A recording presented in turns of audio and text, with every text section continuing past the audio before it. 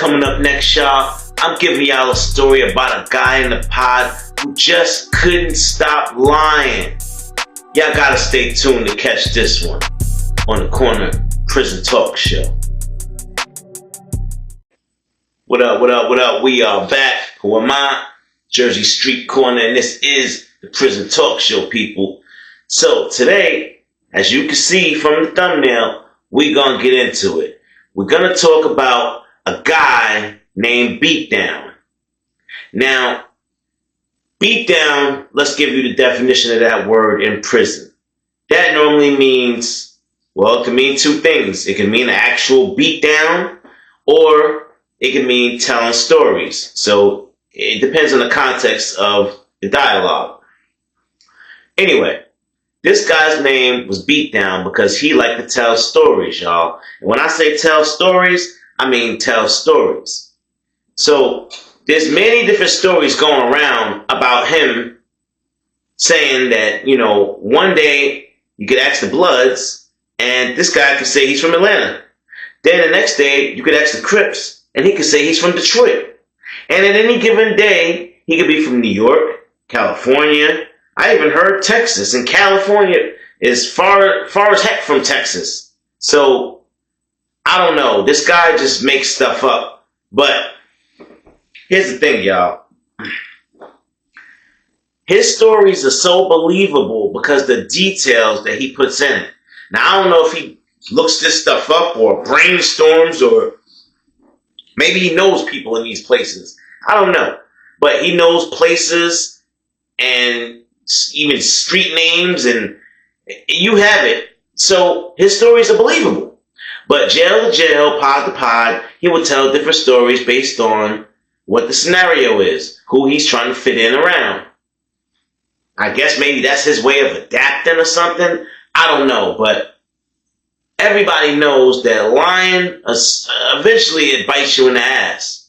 It's going to come back around to you somehow, some way. You're going to say something that you can't keep up because you done forgot, or whatever the hell happened in your life.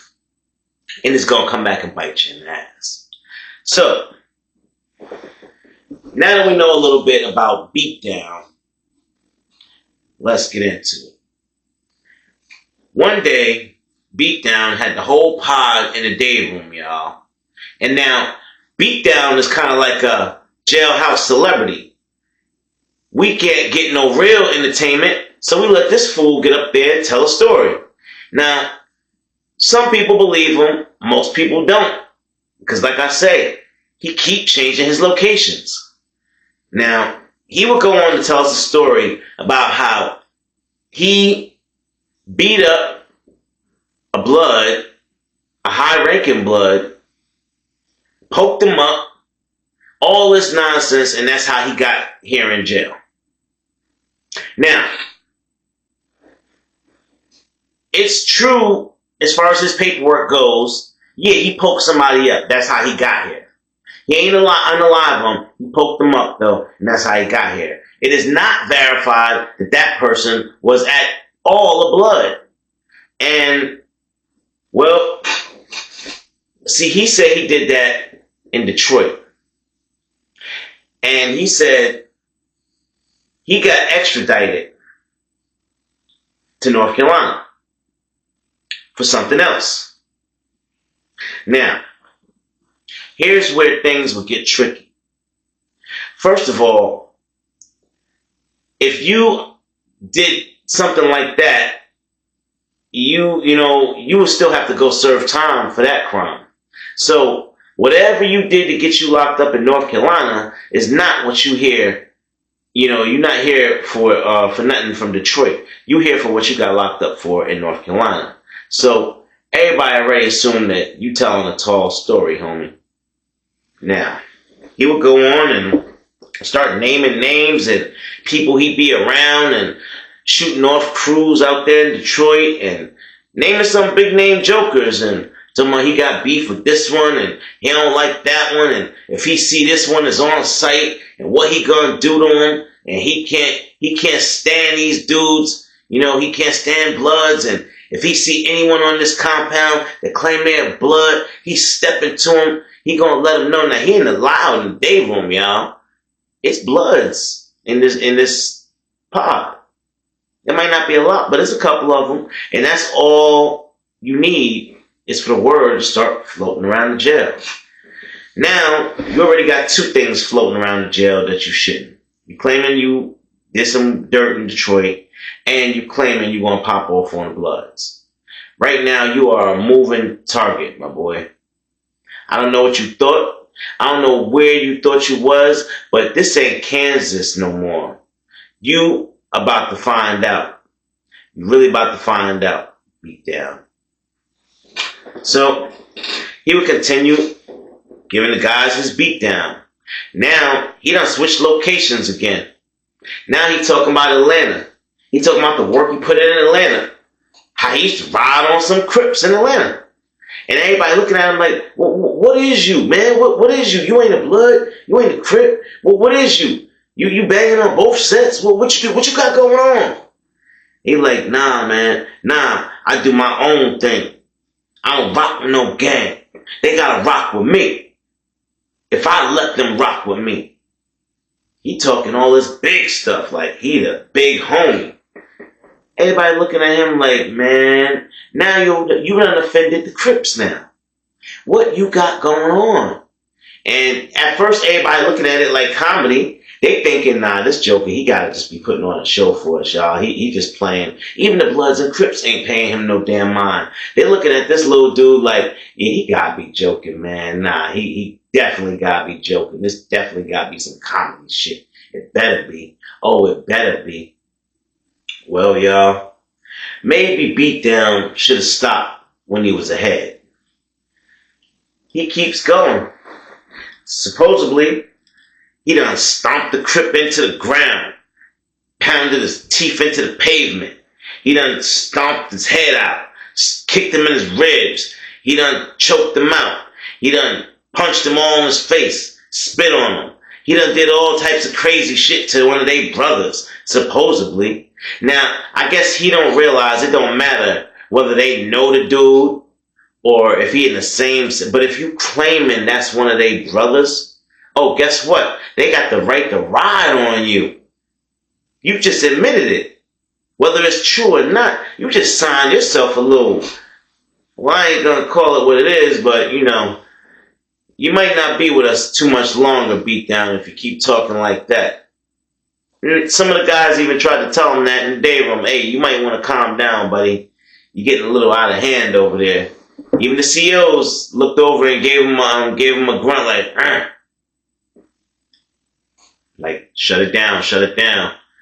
I see a big crowd. When I see big crowds, that means trouble. Shut it down. I don't want no trouble. I want an easy night. And you know, Beatdown like, aye. But look, if any of y'all got a problem with me, y'all know where my cell at. I don't play no games. Just because I'm telling y'all these stories, don't forget I'm in here with y'all. I'm just as gangster as y'all, and I'll prove it. Who want what? And he talking to the Bloods. He talking to the Crips. Who want what? Y'all ain't gonna do nothing to me.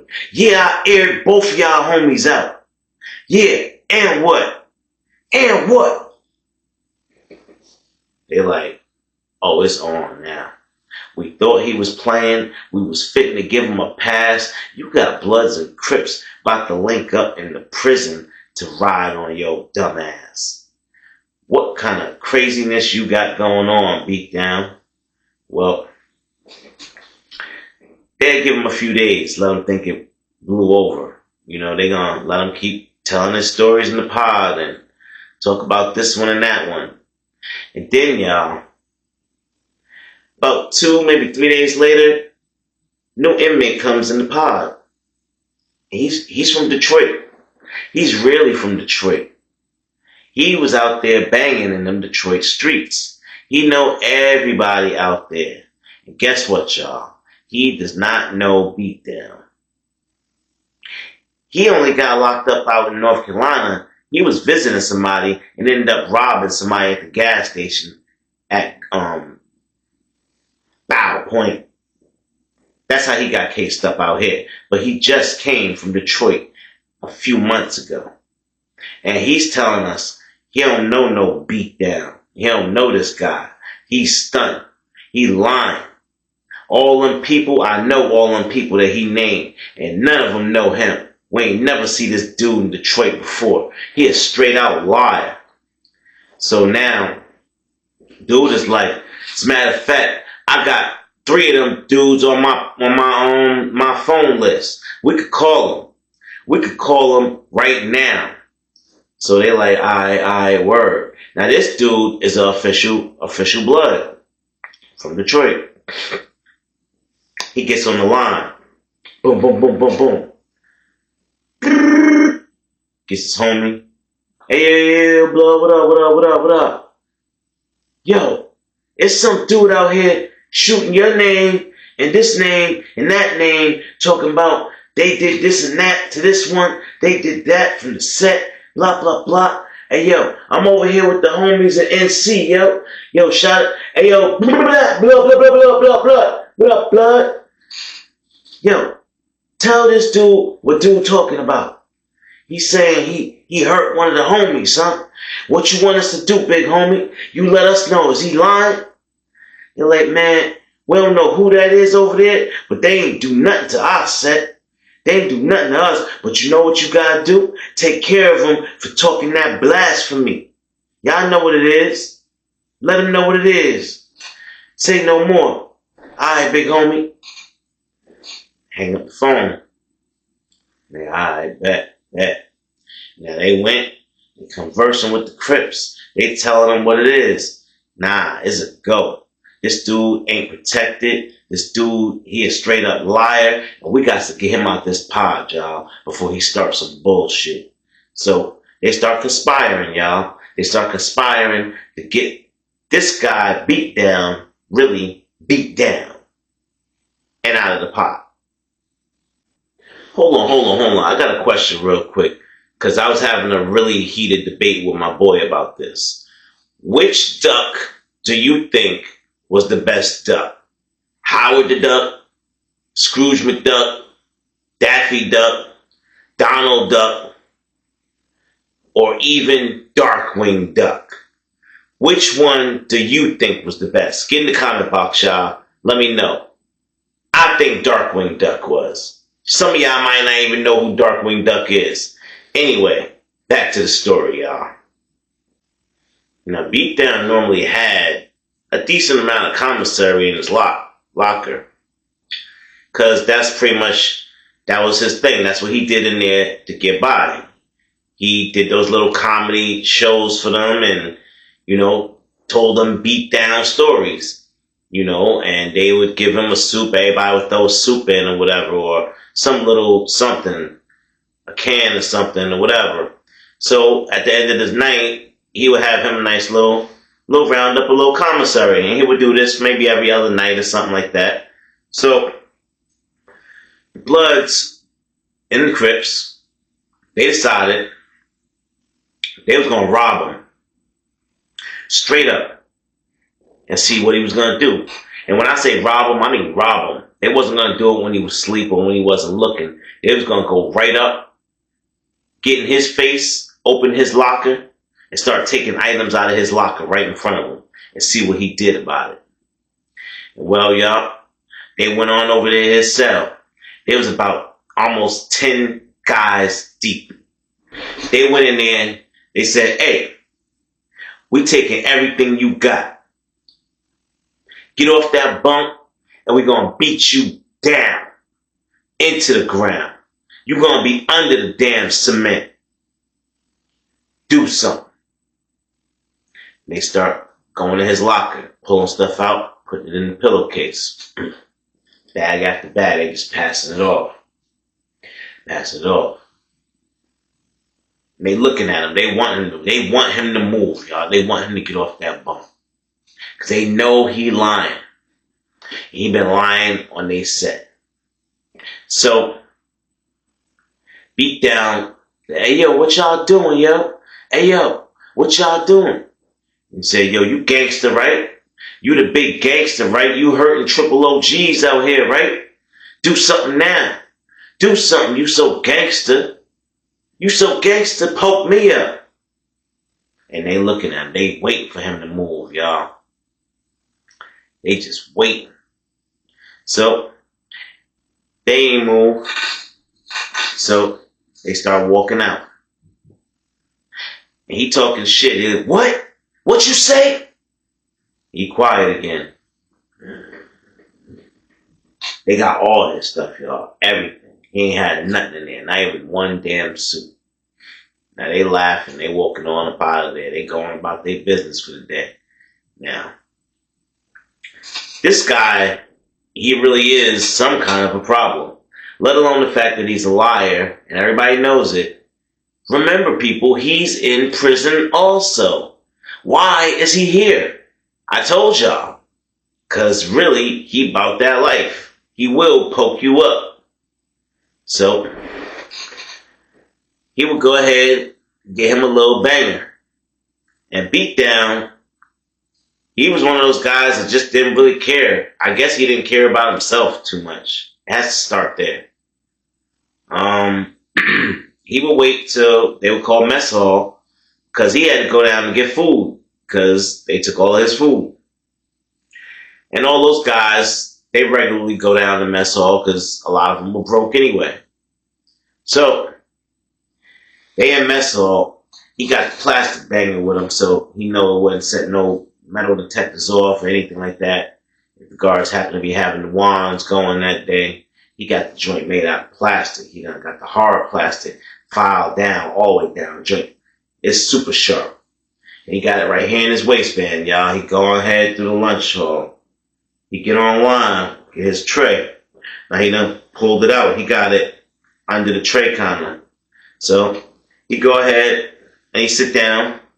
He sits at the end of the table that he normally sits at so he can have a better view and a better exit out of the table. He don't want to have people on the left or right of him and the back of him that he got to struggle to get out of the table when he need to do what he got to do. So he's sitting down. He eating the food. He like, fuck it. I need to eat. I don't got no food. Let me eat this food first before I do anything because I don't know when my next meal going to be or where it's coming from. So he go ahead. They having that goulash with some white bread. He dog it all down. Drink some juice. Dog it all down. Boom. Now he got his tray. He sees where the Bloods are sitting. And he starts heading that way with his tray. Disguising that little shiv poker joint he got. And as he's walking by with his empty tray to go throw it out, he uses the tray as a distraction. And he tosses it right in the middle of their table where they're eating their food. He just takes his tray and boom, slams it right in the middle of their table. Hits a couple of their trays, their food flying around and stuff. They're looking like, what? As soon as the first dude that was close to him, the one that took the stuff out of his locker and told him to do something, got up. As soon as he tried to get up from that table, he took that plastic shiv and put it right through his neck. Yeah, y'all. Hit him with that joint about 2 times. And then he ran. He hauled ass, y'all. He ran quick as hell. But he got dude, though. He got dude. And that dude, unfortunately, he ain't even make it. He bled out right there in the mess hall. Now, as far as beatdown goes, y'all not going to believe this. Not only did the remaining Bloods that was at that table Hawk beat down, the Crips got involved also, y'all. They wanted a piece of the lick back. They got him under a stairwell, y'all. Let's just say, they said he had about at least 40 broken bones. That's a lot of bones, y'all. So that means small bones, big bones. He had about 40 broken bones. His teeth were all shattered. Raccoon eyes. Swollen lips. His whole sockets, his eye sockets was cracked and broken. He had a concussion. I mean, I believe his legs were broke, at least one of his arms. They worked my man out under that stairwell, y'all. And yeah, that blade work was involved. He had slices, he had pokes, all that, y'all. And I don't know whether or not they were trying to unalive him, but he actually made it. He had to get airlifted out, and from what I'm told, he actually made it. Now, he never came back to that prison again, but supposedly he made it, and till today, I'm hearing stories that he's still in the prison systems telling beat-down stories that ain't true. So, I guess the conclusion of this is he was a liar. You can't trust everything that you hear from people. You can't trust everyone that you meet. Never trust anyone in jail, people. Don't trust what they tell you they've done. Don't trust what they tell you they do. Trust their actions, people. Let that be the moral of this story. If you take anything away from this, I want you to remember, I don't want y'all going to prison. It's a bad, bad place. And you don't want to get caught up in some BS that you can't get out of. So, listen to your boy, Jay Corner, telling you from experience, you don't want to go there, especially if you ain't got no clout. You ain't got no business in the jail. Alright, y'all. That's going to wrap it up for this one. This is the Jersey Street Corner Prison Talk Show. Get at me. Get in the hot box. Let me know what y'all talking about. What's the discussion? Y'all got any questions? Let me know something. Alright, y'all. With that, I'm out. Oh yeah, and before I forget, y'all, I want to take a quick minute and shout out my homie Mano for rocking with the brand Solely Sporty. You see that jersey he rocking right there. If you're looking for that jersey, get at me. Get in the DMs and we'll see what we can do for you. I can make it happen. Solely Sporty. Shout out to Mano. What up, my bro?